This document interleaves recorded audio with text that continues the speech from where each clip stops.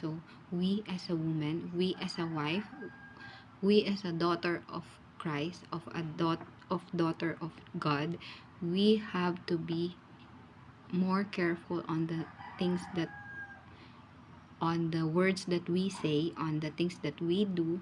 So, yung mouth natin, we should be careful on what we say.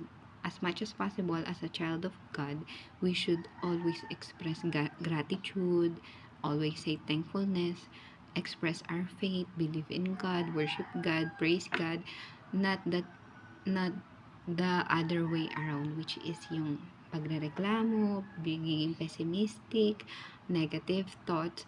Let's not encourage negative thought as a living Christian in this world.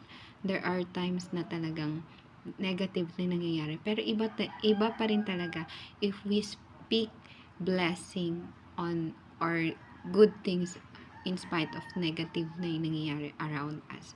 So, this verse will help us, will show